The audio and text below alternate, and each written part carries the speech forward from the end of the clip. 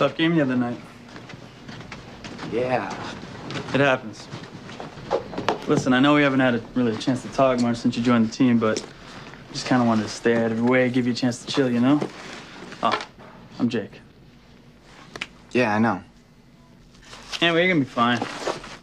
Just remember, don't let him take it. I don't know what that means. Yeah, I know. Everybody in the show takes some fucking riddles.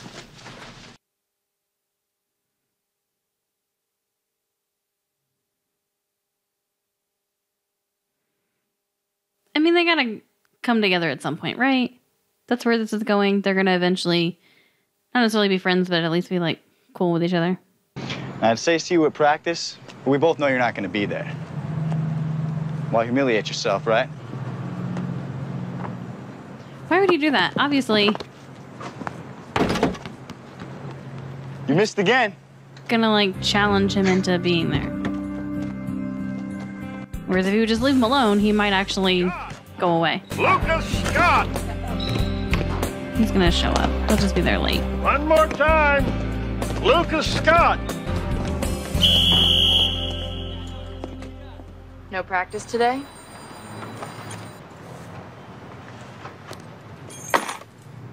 What are you, stalking me? I thought someone should see them. Well, it's none of your business. Look, just tell me why you didn't submit them. Your stuff is good. It's not good enough. I want to draw something that means something to someone.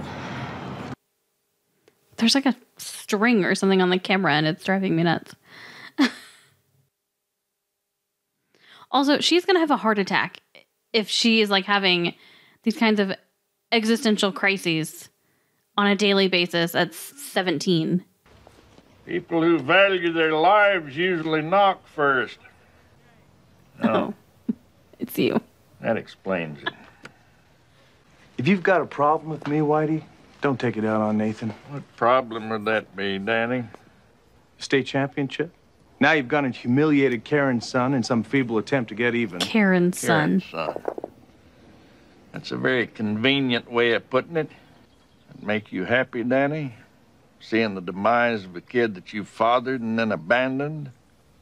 You're just destroying kids' lives left and right, aren't you? Well, you've made a career out of it.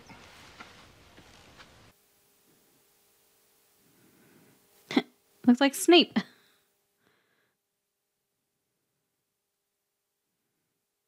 Missed you at practice. I can't do it. We got a game tomorrow night. You're on my team until tip-off. The rest is up to you. There's no shame in being afraid.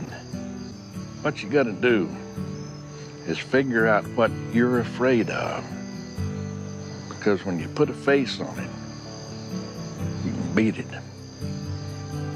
Better yet, you can use it. Another riddle. That one was a little more clear, though. Get some ugly toes, girl. No, I don't. Yeah, you do. They're like practically fingers. Well, then just focus on the middle one. Oh, come on. I was just joking. I love your toes. Every single time he puts her down, treats her like shit. Oh, I was So just I'm thinking joking. about quitting the team. Right. No, I'm serious. Why not, right? I mean, you can quit the team and I'll quit cheerleading and then we can just walk away from it. Yeah, right. That's what I'm gonna do. I gotta go. This whole scene was weird and didn't really make any sense. I find it hard to believe he would ever sit there and like paint her toes. Did you ever figure out your porn name? What are you talking about? Your porn name. I don't understand the purpose of this character yet. So, your mother's maiden name is Roe. Rocket Roe. What's yours? I had a bunny named Bunny. And my mother's maiden name is Brigard. So, Bunny Brigard. Bunny Brigard. Dawson's Freak, starring Rocket Row and Bunny Brigard. As in they would be in the porn together? I took the night off. I thought I'd taken a basketball game. Sorry, Mom. No, Luke, I'm sorry. I've always loved the game, even in the junior leagues. And then you decided to quit playing. Do you remember why? didn't want to see his face. Dan. I didn't want to be like him. I was afraid that I'd become him if I played. In the gym, I felt like he had a piece of me.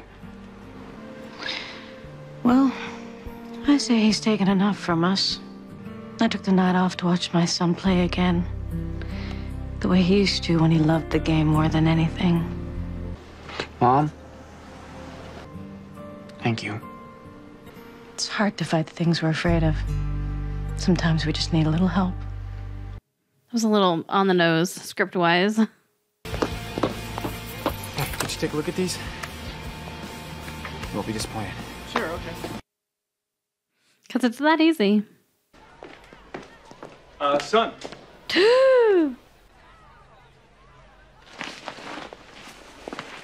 Give this to my boy, would you?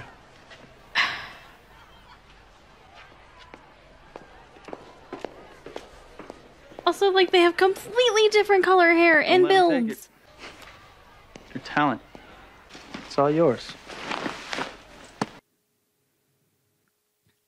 The calendar in the background with his name on it. Do not let your fire go out, sparked by irreplaceable spark. In the hopeless swamps of the not quite, the not yet, and the not at all. So why does he have his last name? I don't understand that.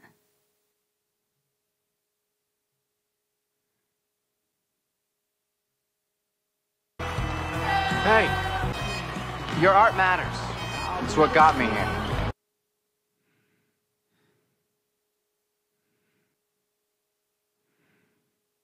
I can't wait for the moment they finally have like a real conversation.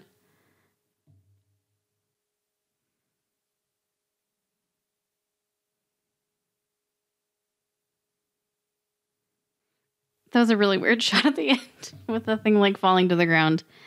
Okay. Yeah, I mean, I like it. Obviously, I feel like the pilot needs to like grab you a little bit more than, you know, the second episode. But I'm getting a little more invested only because of Lucas, strictly because of Lucas, because there's not a single other person in this show that I like. Not the mom, not Peyton, definitely not the people you're not supposed to like. The coach, I guess, grew on me a little bit in this one. Although I'm confused. Is the gym or whatever named after him? Like the current coach? I feel like that's a really weird thing to have happen, but wasn't the name like Whitey Durham whatever the gym was? And isn't that his name? That was weird to me. The whole scene with Nathan and Peyton when he was like painting her toenails, that just did not make any bit of sense. That's completely seems out of character for him, that he would be doing that he would say the things he was saying. I don't know. It was all just really, really weird. And Peyton, like, why is she even with him? She very clearly doesn't even seem to actually like him. Like, everything that she is about or, like, drawn towards is the exact opposite of what he is. And, like, I know, you know, she's a cheerleader. She dates the star of the basketball team. But, like, she doesn't seem like she wants anything to do with any of that. So none of that makes any sense. I still don't understand the friend. I don't even know her name.